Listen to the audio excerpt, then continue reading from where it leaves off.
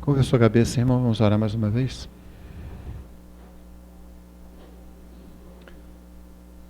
Pai querido, nós queremos rogar nesse momento por todos os nossos irmãos e irmãs que ao redor do mundo sofrem perseguição.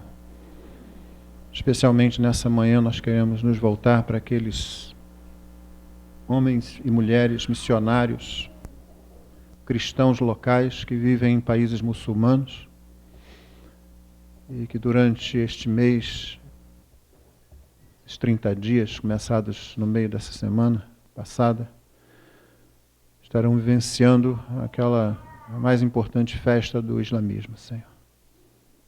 Nós te louvamos porque temos ouvido o testemunho de que, nessas ocasiões, o Teu Espírito tem se agradado de trazer muitos muçulmanos a Cristo, Senhor.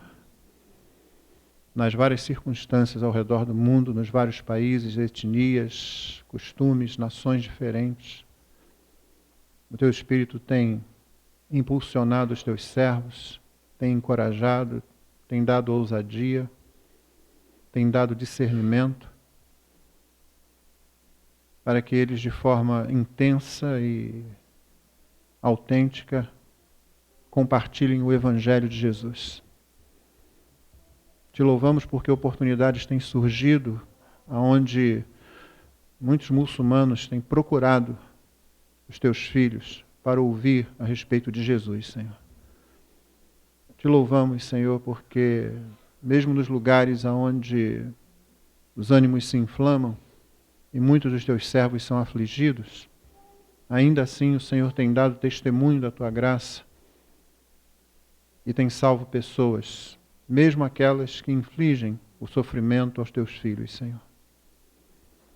Por isso nós unimos as nossas vozes, os nossos corações a esses nossos irmãos e irmãs cuja grande maioria não conhecemos e rogamos por eles, Senhor, para que o Senhor os use, para que sejam instrumentos na Tua mão para a salvação de almas, Senhor.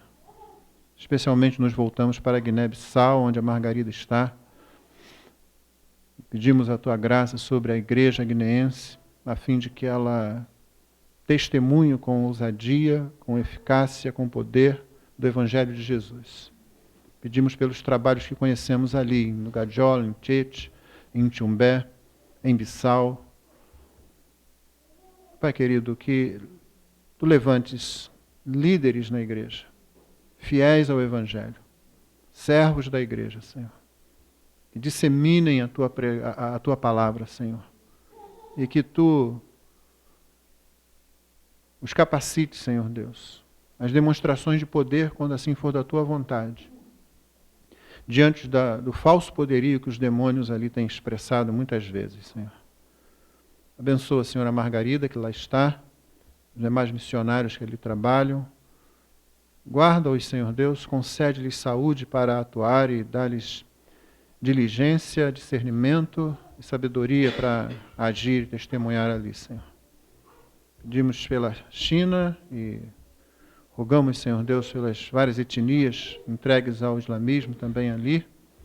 Abençoa, Senhor Deus, os Teus servos naquela que tem sido a maior igreja nacional no planeta, para que o testemunho dos Teus filhos, Senhor Deus, com poder, com graça, atraia muitos a Jesus Cristo.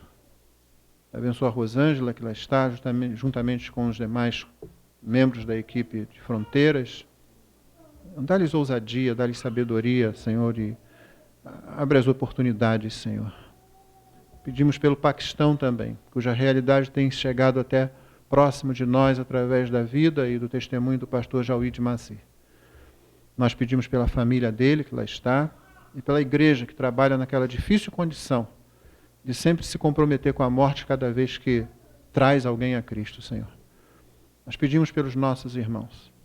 Pedimos a Tua bênção, pedimos a Tua proteção, principalmente aqueles que estão mais próximos do norte do país, onde o Talibã atua, Senhor. Mas nós Te louvamos porque não há sofrimento que faça deter a marcha da Tua igreja ou do Evangelho, Senhor. E nós pedimos que os irmãos sejam protegidos, sejam livrados, mas também sejam encorajados, Senhor, e com sabedoria testemunhem de Ti ali. Assim oramos pelos demais países e por aqueles islâmicos que estão aqui no Brasil, Senhor. principalmente a grande concentração que acontece em Foz do Iguaçu. Tu abençoe os irmãos que têm trabalhado ali, Senhor. Missionários e crentes locais que têm testemunhado o Evangelho, Senhor. Então hoje, Senhor, e agora nos voltamos especialmente para essa situação, porque o Senhor a tem colocado diante dos nossos olhos. E nós cremos que o Evangelho é o poder de Deus para a salvação de todo o que crê. Do judeu e do não judeu, inclusive do muçulmano, Senhor. Atrai, portanto, muitos a Cristo, Senhor. E que os teus filhos deem bom testemunho da tua graça, do poder do Evangelho, com as suas palavras e com a sua vida. E que nós ouçamos, Senhor, o testemunho relativamente a este ano especificamente, de muitas conversões e da atuação do teu Espírito Santo nestes vários lugares, Senhor. Toma, portanto, os teus servos que sofrem perseguição, os que pregam o Evangelho a povos não alcançados, e tem misericórdia dos povos não engajados, que precisam de alguém ali falando da glória de Cristo. Levanta homens e mulheres para pregar o teu Evangelho a essas nações também, Senhor. Muito obrigado, Senhor, porque um dia o Senhor tocou no coração de pessoas que vieram até aqui e pregaram o Evangelho. Muito obrigado porque estamos reunidos aqui, porque os apóstolos foram fiéis à ordem de Jesus de ir por todo mundo e pregar o Evangelho a toda criatura. Muito obrigado, Senhor, porque o Senhor, apesar da nossa fraqueza, apesar de sermos de barro, o Senhor tem se agradado de nos usar para continuar disseminando o Evangelho. E concede-nos a bênção de assim permanecer fazendo com fidelidade, ó Deus, até que o Senhor Jesus nos chame ou até que o Senhor Jesus volte. E toda a terra conheça. Ela realmente pertence ao Senhor em toda a sua plenitude. Nós nos curvamos diante de Ti e Te adoramos pela magnificência da Tua salvação, da Tua majestade, da Tua bondade para com os filhos dos homens, Senhor. Nessa manhã, como já Te pedimos, fala ao nosso coração. Fala a cada pessoa que entrar aqui. Fala também àqueles, Senhor Deus, que pela mídia tiverem acesso a esta mensagem. Nós oramos em nome de Jesus. Amém.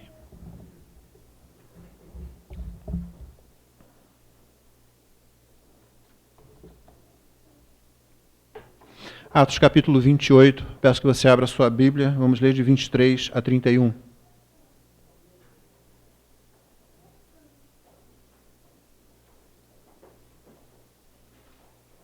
Atos capítulo 28, de 23 a 31. A palavra de Deus diz assim: havendo-lhe eles marcado um dia, vieram em grande número ao encontro de Paulo na sua própria residência. Então, desde a manhã até a tarde, lhes fez uma exposição em testemunho do reino de Deus, procurando persuadi-los a respeito de Jesus, tanto pela lei de Moisés como pelos profetas.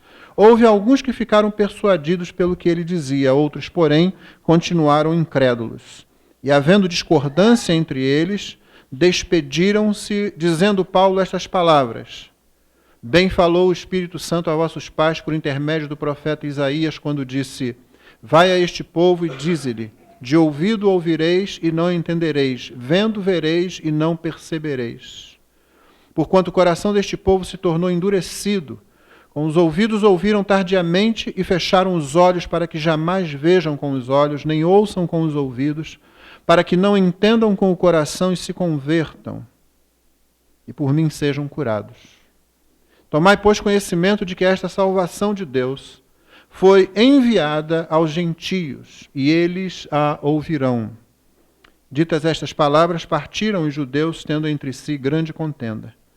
Por 2 anos permaneceu Paulo na sua própria casa, que alugara, onde recebia todos que o procuravam, pregando o reino de Deus e com toda a intrepidez, sem impedimento algum, ensinava as coisas referentes ao Senhor Jesus Cristo. Amém.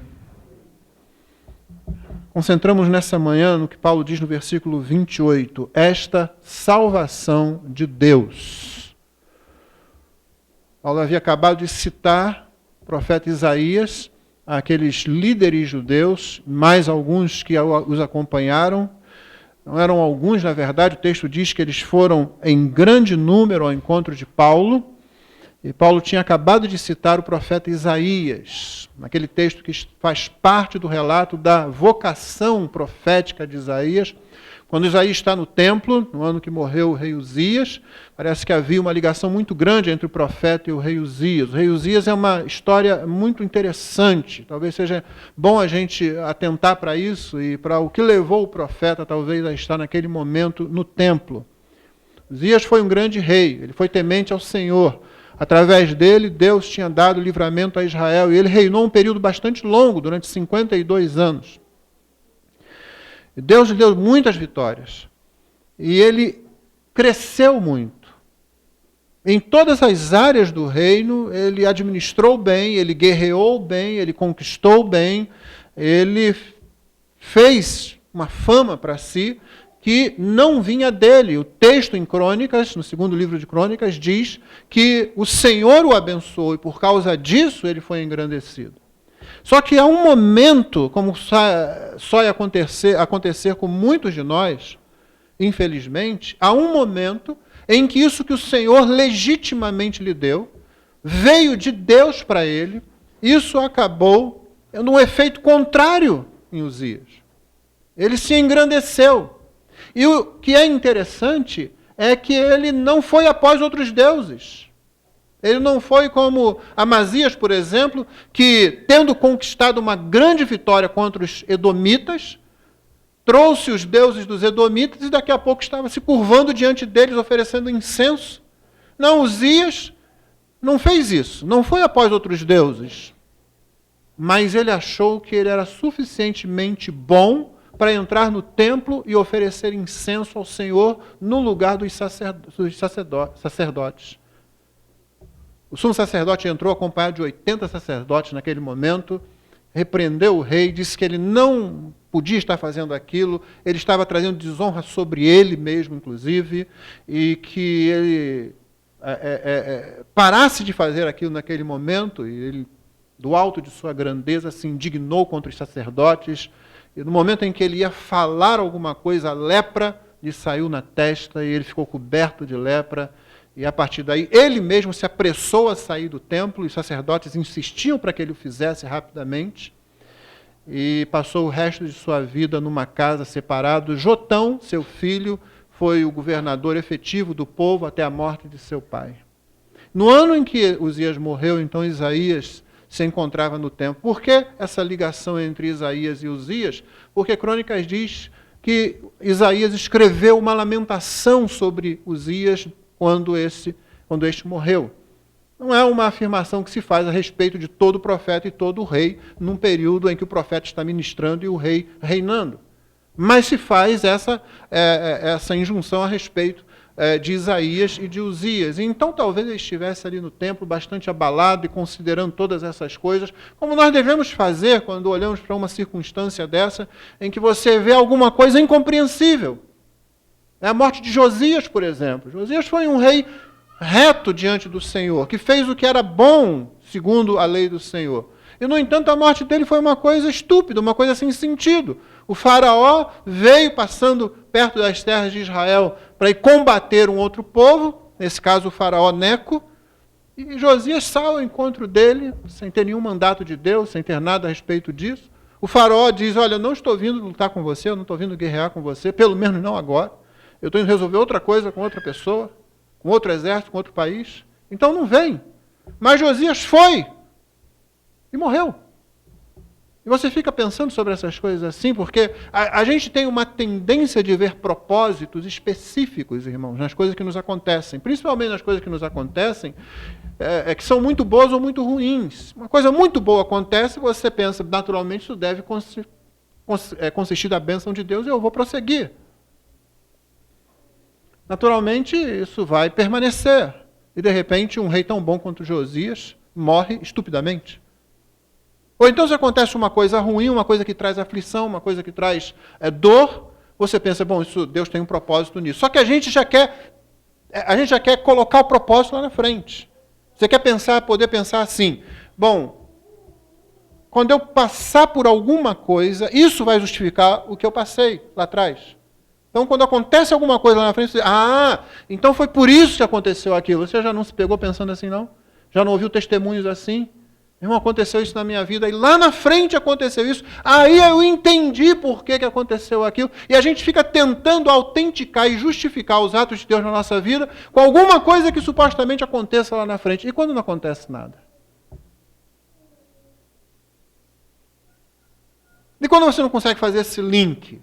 Ou quando você força a situação para fazer um link, para poder justificar a perda, a dor, a aflição, a angústia passadas no passado?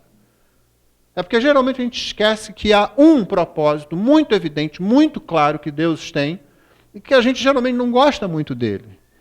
A gente gosta de propósito assim, olha, eu passei por uma aflição muito grande, então lá na frente eu posso socorrer quem passou por aquela aflição. Ah, isso sim, isso justifica. Eu passei por uma perda muito grande, então agora eu posso socorrer a quem está passando por aí. Ah, isso justifica. Eu passei por um estado muito ruim de privação e de coisa, e agora lá na frente eu vou para um campo missionário onde essas coisas acontecem e Deus estava me preparando para ali. E Deus pode até estar fazendo essas coisas, não estou dizendo que Ele não faça, não. Só que a gente esquece o grande propósito, aquele que se aplica a qualquer pessoa que seja de Deus. Tenha você condições de fazer um link, uma ligação ou não entre um evento e outro.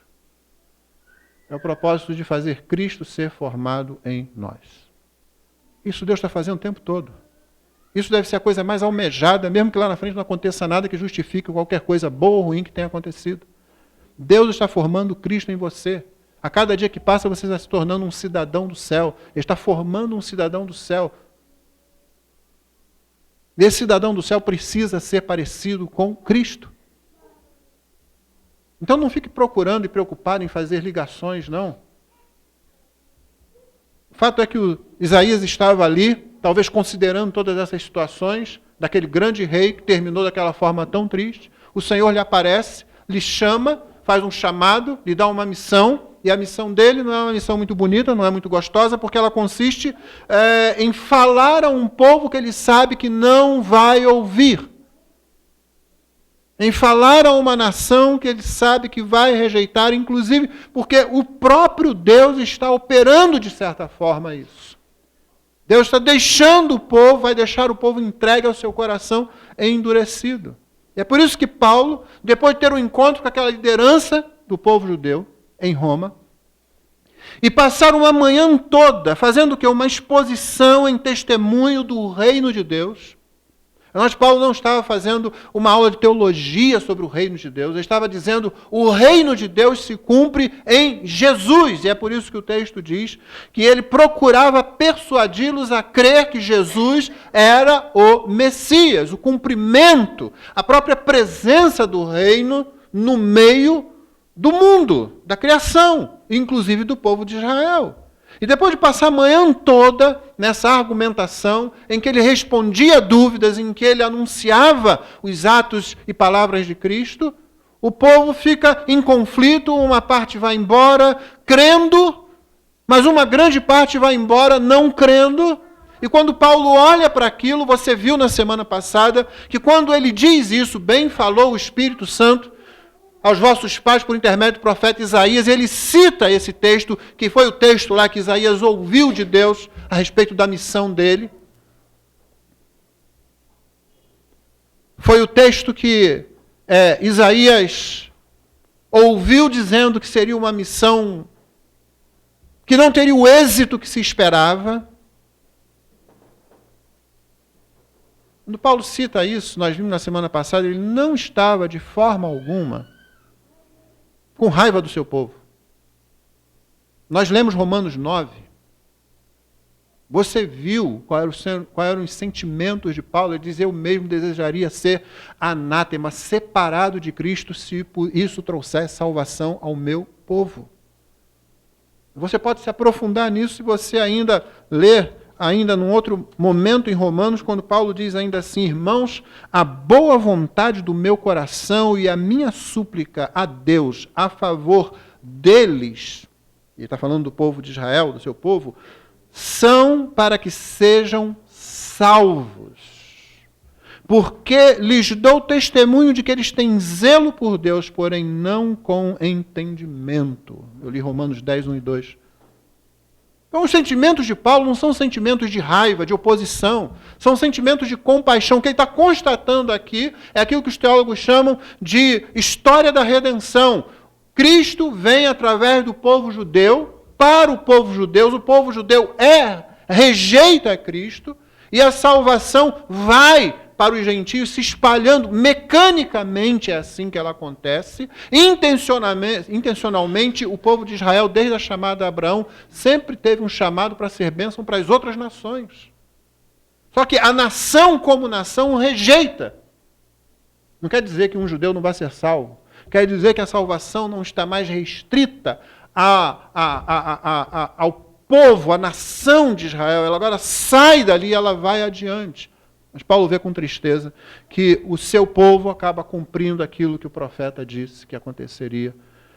Eles iam rejeitar a mensagem, eles iam fechar olhos e ouvidos para a mensagem. E Paulo diz, esta salvação de Deus. Quando você lê esse texto, vai a este povo, dize-lhe, de ouvido ouvireis e não entendereis, vendo vereis e não percebereis, porquanto o coração deste povo se tornou endurecido. Com os ouvidos ouviram tardiamente, fecharam os olhos para que jamais vejam com os olhos, nem ouçam com os ouvidos, para que não entendam com o coração e se convertam e por mim sejam curados. Quando Paulo diz, prestem atenção, que essa salvação de Deus vai ser levada aos gentios e eles a ouvirão, está reconhecendo o cumprimento novamente daquilo que Deus vem fazendo. Tem mais pela frente. Paulo sabe disso. O sinal já foi dado quando línguas estranhas foram ouvidas dentro de Jerusalém. E línguas estranhas, Paulo ensina isso, é sinal para os que não creem, é sinal para os incrédulos. Entenda bem, não é sinal para os perdidos, é sinal para os incrédulos. E o incrédulo é aquele que sabe que Deus existe, que sabe que Deus salva, mas vive como se Deus não salvasse nem existisse. Era o povo de Israel. Quando no Antigo Testamento o próprio Isaías profetizou que Deus traria língua estranha às portas de Jerusalém, ele estava profetizando a queda de Jerusalém. E 70 anos de cativeiro. Agora, quando no Pentecostes línguas estranhas são ouvidas dentro de Jerusalém, Paulo explica na primeira carta aos Coríntios que línguas estranhas, elas são um sinal para o incrédulo. Então você imagina aqueles líderes judeus lá em Jerusalém, de repente ouvindo outras línguas, de repente ouvindo as línguas de outras nações ali. E agora o evangelho não está restrito mais ao hebraico, nem ao aramaico falado no local, nem mesmo ao grego, seria a língua falada principalmente comercialmente em todo o mundo. Ele é proclamado a todas as nações, mas o sinal do juízo sobre a incredulidade do povo de Israel estava dado ali. Cerca de 40 anos depois, o templo foi arrasado, a cidade foi arrasada, acabou. E é entre essas duas coisas que Paulo está falando quando ele diz, com tristeza, realmente aquilo vai se cumprir. Porque a salvação é de Deus. Então, quando a gente olha para esse texto, algumas coisas a gente precisa pensar. Primeiro, irmão, se a salvação é de Deus, então nós precisamos clamar a Deus por salvação. Não é alguma coisa que nenhum de nós vai alcançar. Que coisa terrível, isso deve nos causar temor. Quando Deus chama Isaías, ele diz assim, Isaías, vai a esse povo, mas eles não vão ouvir. Você vai mostrar para eles, eles não verão. Você vai falar e eles não vão ouvir. Para que não creiam com o coração e sejam curados. Ainda assim, eu vou preservar. E Romanos 10, Paulo, depois daquele texto que eu li, ele continua na mesma linha de Isaías, dizendo, ainda assim, eu vou preservar um remanescente fiel. E Paulo, lá em Romanos 10, cita no caso de Elias, como no tempo de Elias havia lá 7.000 que não dobraram os joelhos a Baal, Deus sempre preserva para si um remanescente fiel. E o tempo todo a atenção se volta para Deus. É Deus que está fazendo. É Deus quem está salvando ou deixando perder. É Deus quem traz das trevas, quem liberta da prisão ou deixa entregue às trevas e à prisão que nós mesmos escolhemos com o nosso pecado. Isso deveria nos causar grande temor, mas também grande encorajamento. Porque se de um lado é Deus quem salva, então você sabe a quem você ir, você sabe em que porta bater, você sabe a quem pedir, você sabe onde procurar. E a Bíblia diz que se você bate, abre. Se você procura, você acha. Se você pede, você recebe. Então nós pedimos pela salvação daqueles que estão ao nosso redor, pela salvação daqueles que são nossos parentes. Nós clamamos a Deus porque Paulo diz, esta salvação de Deus. Ele não está falando nenhuma coisa nova. Jonas disse isso muitos séculos antes, no ventre do grande peixe. Ele termina aquele salmo que é a sua oração no capítulo 2 do livro de Jonas, dizendo, ao Senhor pertence a salvação. É pena que Jonas ali, ele não percebeu tudo o que significava o que ele estava dizendo. Ao Senhor pertence a salvação. Para Jonas aquilo continuava significando ainda alguma coisa não muito boa, não muito positiva. Porque você sabe que ele foi pregar em Nínive e com muito desgosto viu que Deus salvou aquela geração de ninivitas. Que Deus não trouxe juízo sobre aquela geração de ninivitas. Porque ao Senhor pertence a salvação. Se pertencesse a Jonas, aqueles homens e mulheres tinham todos sido mortos. Ao Senhor pertence a salvação. E se Deus resolveu salvar, Jonas vai lá querendo ou não. Jonas não queria.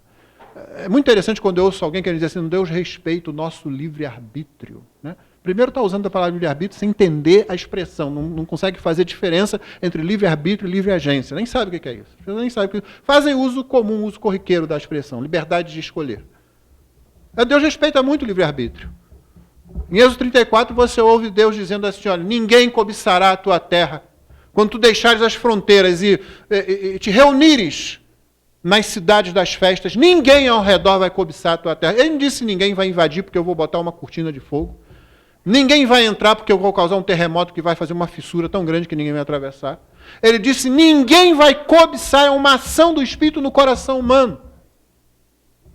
Jonas foge na direção oposta. Se eu fosse fazer o mapa para você, ele tinha que ir para lá, ele vai para cá. E Deus traz ele de volta. E Jonas dizendo, não quero, não quero, mas vai.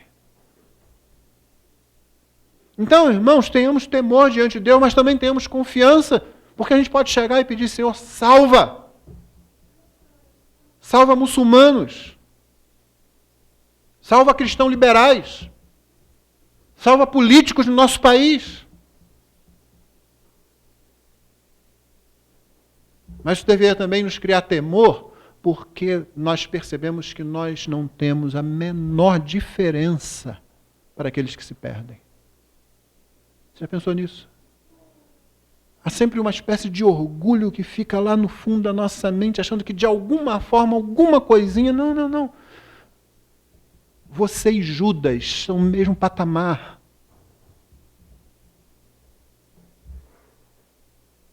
Você e o faraó no mesmo patamar. Você e Herodes que morreu comido de bichos, no mesma coisa. A gente tem aquela tendência de achar que existe, não existe não, você só foi salvo porque Deus resolveu escolher você e disse é meu, e você pegou.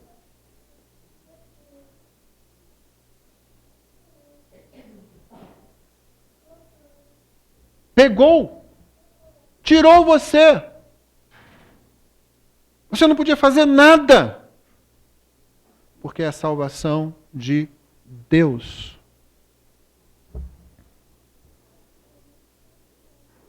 Então você tem que ter temor. Você pode pedir ao Senhor com confiança e você pode se humilhar diante de Deus do jeito correto. Você não precisa dizer assim, Senhor, eu descobri recentemente, eu estava pensando sobre isso, né? E isso veio à minha mente. É uma descoberta pessoal, porque um monte de gente já sabe disso, e a Bíblia ensina isso o tempo todo. A gente, quando quer confessar orgulho, essas coisas, a gente pensa que a gente está assim diante dos outros, então a gente se humilha, né? Em relação aos outros. Aqui está você, aqui estão os outros. Aí você se humilha, né? Aí Deus pega e diz, não, está errado. Você ainda está em destaque aqui. Por que você pensa que você pode ficar nesse destaque aqui? Não, Senhor, eu estou me colocando abaixo dos outros. Olha só.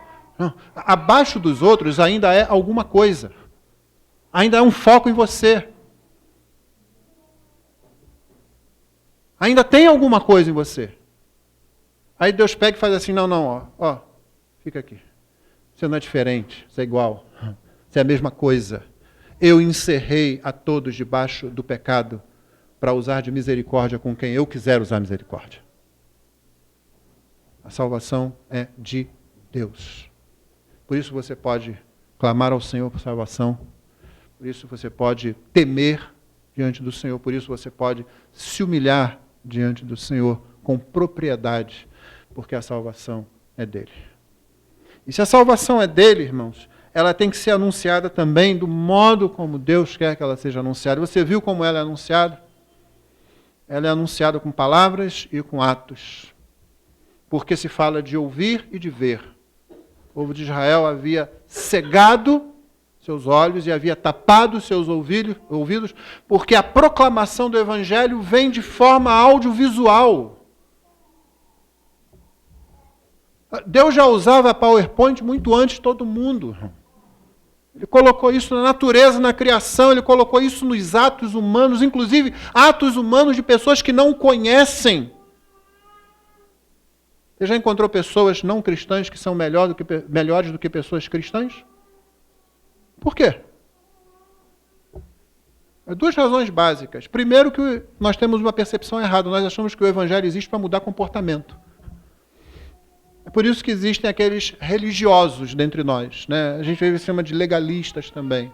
Eles acham que crente é aquela pessoa que mudou certos hábitos, certos comportamentos.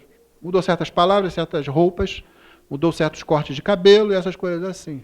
E de fato você espera que o Evangelho produza mudanças no seu comportamento, porque se Cristo não reflete nada em você, então alguma coisa está errada ali. Só que quando você pensa que o grande objetivo do Evangelho é mudar comportamento, aí você perde de vista uma série de coisas. Você perde de vista a graça.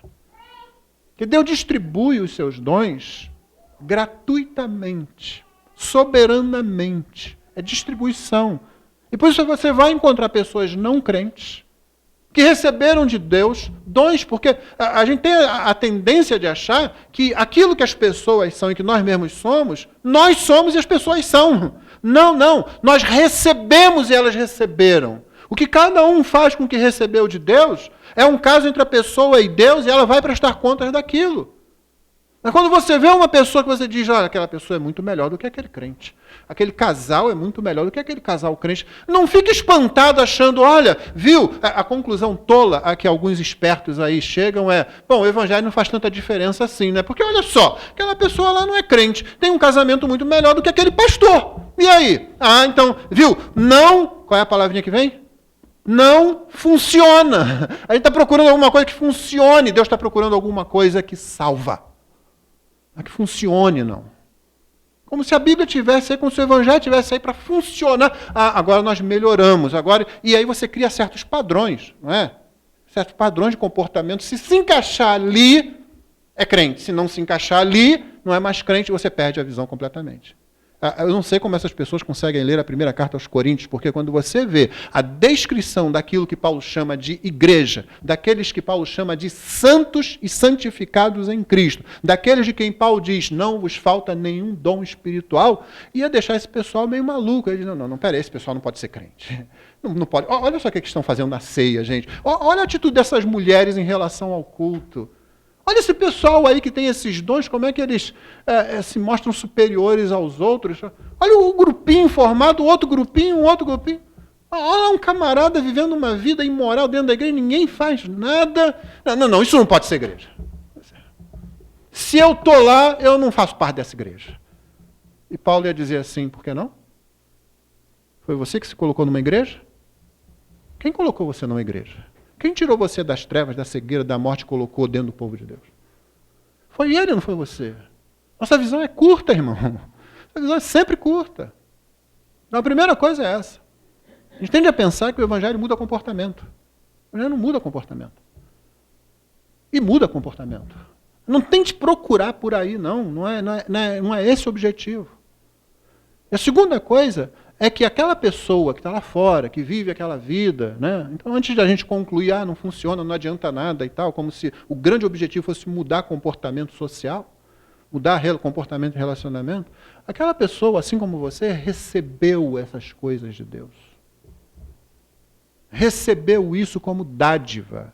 E viver isso não é mais que a obrigação de ninguém. Você recebeu o dom, você recebeu a capacidade. Nós recebemos a capacidade de nos relacionarmos, nós recebemos a capacidade de ajudar o outro, nós recebemos a capacidade de pensar e criar boas coisas para resolver problemas, nós recebemos a capacidade de nos unir de forma organizada para resolver problemas maiores. Se nós usamos isso ao contrário, nós engendramos coisas para matar, para destruir, para roubar. Se nós nos reunimos para assolar, oprimir, ofender, e se fazemos então desse lado, é outra situação. Nós estamos apenas usando erradamente aquilo que Deus distribuiu entre os seres humanos na sua graça comum. Então não se espante, não. Isso sim é para nos chamar a atenção, para nos envergonhar. Como a Bíblia fala várias vezes. Inclusive, o Senhor Jesus chega a dizer, os filhos das trevas são muito mais diligentes nos seus caminhos que os filhos da luz. E você fica assim, ué, não é que é mesmo? Se empenham em muitas coisas, fazem muitas coisas, e às vezes os servos de Deus estão aqui medindo se vão ficar cansados, se vão gastar mesmo esse tempo com aquilo ou com aquilo outro, e etc. e tal. Porque são dons de Deus distribuídos. Então Deus coloca a sua salvação nas atitudes, dispõe ela na tela da criação e fala dela na pregação do Evangelho. E é assim que a gente anuncia o Evangelho. Com atos, com palavras, com tudo que Deus colocou, com todo o ambiente à nossa volta, a gente aponta para Deus, a gente fala de Deus. É assim que está ali o texto. Eles fecharam os olhos, eles taparam os ouvidos, porque havia coisas para ver e havia coisas para ouvir. E todas elas gritando, na verdade, anunciando uma mensagem, anunciando a palavra de Deus. Os céus declaram a glória de Deus, o firmamento anuncia as obras da sua mão, diz o Salmo 19:1. Não é assim? E aí tem toda uma descrição da criação. Mas um pouco lá depois, fala-se da lei do Senhor. A lei do Senhor é perfeita. Os juízos do Senhor são verdadeiros, todos igualmente justos, ou seja, agora é a palavra falada. Tudo colocando num display, numa tela. A presença de Deus. A atuação de Deus, a sabedoria de Deus, a beleza de Deus, a bondade de Deus, para quem quiser ver. Enquanto Deus também fala na mensagem do Evangelho para interpretar isso aos ouvidos das pessoas. Mas o que se faz? O próprio povo de Deus fecha os olhos, tampa os ouvidos, endurece o coração. E como a salvação é de Deus, Deus salva quem quer, conforme a sua misericórdia. Ele não está fazendo injustiça nenhuma, nós escolhemos, nós fomos embora. Eu me lembro das palavras de C.S. Lewis, muito interessante, ele diz, no final das contas só existem dois tipos de pessoa, de gente. Aqueles que dizem para Deus, seja feita a tua vontade, e aqueles para quem Deus diz, seja feita a tua vontade. Porque a cada minuto que passa, irmãos, nós estamos sendo preparados, estamos nos tornando ou cidadãos dos céus ou cidadãos do inferno. E todo mundo está na situação. Ou você está indo numa direção, ou você está indo noutra. E alguns estão dizendo para Deus, seja feita a tua vontade, Senhor. E recebem a salvação de Deus. Para outros, Deus vai dizer, seja feita a tua vontade, como ele fez aqui com o povo de Israel. A última coisa que é preciso anotar aqui é o seguinte, que situação ruim é essa, não é? Essa situação de coração endurecido, de ouvidos tapados pela própria pessoa, autoentupimento. Ao invés de ir no otorrino para ele tirar a cera, você põe cera no ouvido. Você se auto-cega. Então por que Paulo diz com tanta segurança no final do versículo 28, depois de dizer que a salvação de Deus foi enviada aos gentios e eles a ouvirão? Com ousadia, acabou de dizer, a salvação é de Deus. O próprio povo de Deus se fez cego, se fez surdo, endureceu o próprio coração, ficou de fora, como nação, como povo. E agora Paulo, com tanta segurança, diz, e eles a ouvirão.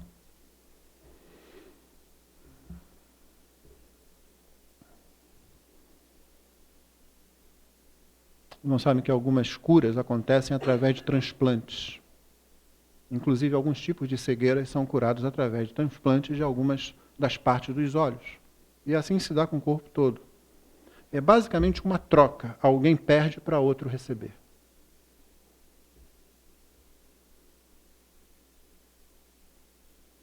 Houve um que é a própria visão, que é a própria voz, que é o próprio verbo, que é a própria luz. E ele se tornou cego. E ele se tornou surdo. Para que eu e você pudéssemos ver e ouvir. É por causa dessa segurança que Paulo diz, eles vão ouvir. Ele passou aquela manhã toda persuadindo a respeito de Jesus. Paulo não estava persuadindo a respeito da particularidade do seu ministério. Se vocês me seguirem. Paulo não estava persuadindo a respeito de uma outra forma de abordar a lei de Moisés, embora ele tenha usado a lei de Moisés.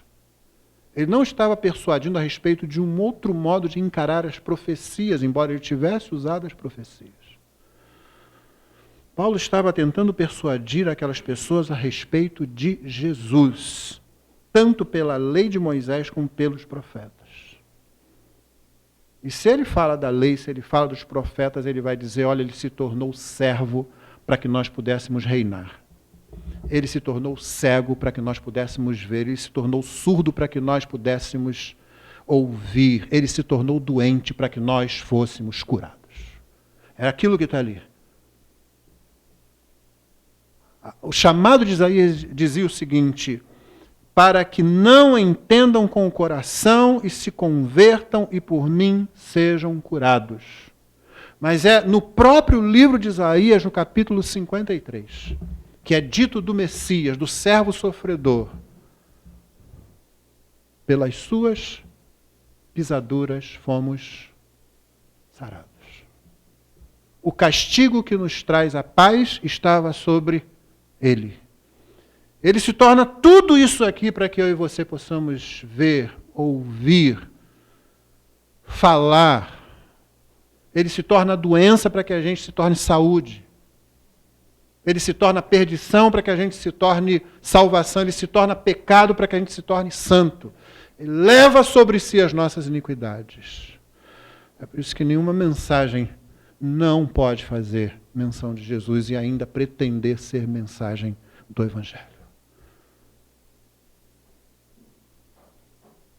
Paulo tem confiança de que eles a ouvirão, porque foi o próprio Jesus que na cruz se tornou maldição, a fim de que nós fôssemos abençoados, que disse, ide, fazei discípulos de todas as nações, batizando-os em nome do Pai, do Filho e do Espírito Santo, ensinando-os a observar todas as coisas que eu vos tenho ordenado, e eis que eu estou convosco todos os dias, até a consumação dos séculos. É na autoridade dele, porque foi isso que ele disse antes de enviar. É-me dada toda a autoridade nos céus e na terra. Então é por causa disso que Paulo tem tanta confiança, é por causa disso que eu e você podemos ter tanta confiança também no Senhor. Então, irmão, a salvação é de Deus. A gente clama ao Senhor com grande temor, mas com grande confiança também. Senhor, salva. Salva o meu parente que não é crente. Salva o meu vizinho que não é crente. Você pode estender isso aí um pouco mais. Senhor, põe um peso de evangelização sobre mim. Muitos de nós estamos muito confortáveis, muito tranquilos, nós não temos algo a nos perturbar, nós não temos algo a nos afligir com relação à salvação dos outros. Paulo diz, você lê aí os primeiros versículos do capítulo 9, os primeiros versículos do capítulo 10 e todo o capítulo 10 de Romanos, esses dois capítulos, Romanos 9 e Romanos 10. Ao invés de você entrar em crise ali com o fato que a salvação pertence a Deus, já está decretado, isso não tem o que... Só tem que fazer um malabarismo no texto para fazer o texto dizer outra coisa, que a salvação em alguma parte pode ser nossa. É o tempo todo dizendo, é dele, ele faz como ele quer, ele faz quando ele quer, ele faz com quem quer, do jeito que ele quer. Renda-se. Ao invés da gente fazer isso, você olha para ali e vai ver, você vai Paulo dizendo o seguinte, eu tenho um peso, eu tenho uma aflição, alguma coisa que me incomoda, eu não consigo ficar bem o tempo todo. Se você perguntasse para Paulo, Paulo, você está bem? Pastor, mas você está totalmente bem, 100% bem. Olha só, você agora não está na prisão, você agora não está no deserto, você não está numa tempestade no alto mar. Agora você está entre amigos, como em alguns momentos ele ficou. Cercado de amigos, numa igreja que o ama. Talvez voltando à igreja de Filipos, que ele tanto amava e que tanto o amava. E de repente aqueles momentos como Deus apraz nos dar muitas vezes. Em meio a irmãos, em meio a amigos, com uma mesa colocada, ao redor da qual você conversa e ri, e ora, e canta. Mas lá no fundo tem um sonzinho.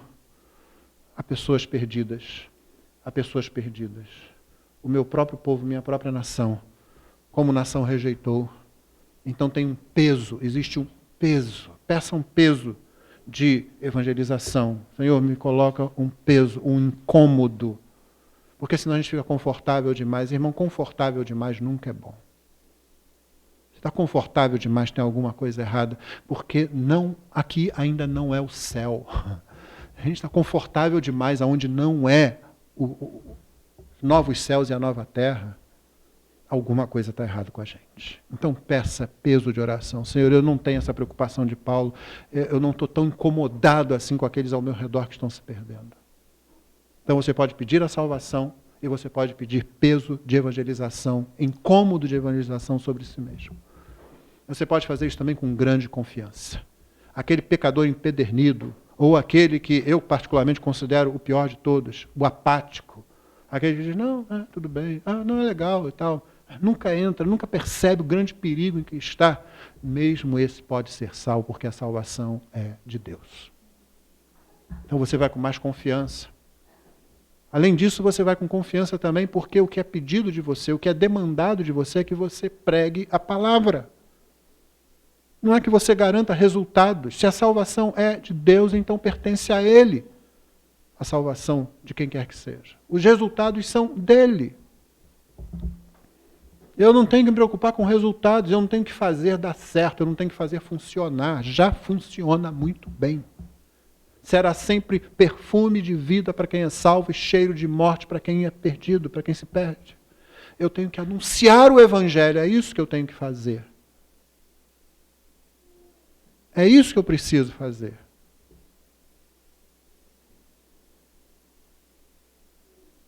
Então nós temos grande confiança. Mas se você não sente isso agora, então você pode clamar ao Senhor, pedir ao Senhor que ajude você a perceber isso. Cada vez mais intensamente. A salvação é de Deus, irmãos. A gente pode falar com confiança, os gentios ouvirão. Paulo não disse que todos os gentios vão ouvir, assim como ele também não disse que todos os israelitas iriam rejeitar. Alguns iriam crer. Na verdade, alguns já tinham saído dali persuadidos de que Jesus era o Messias. E ele sabia que muitos também entre os gentios se converteriam, como nós temos visto, como nós somos prova disso. Então que Deus nos abençoe com esse conceito, com essa percepção. A salvação é de Deus e que Ele seja louvado. Amém.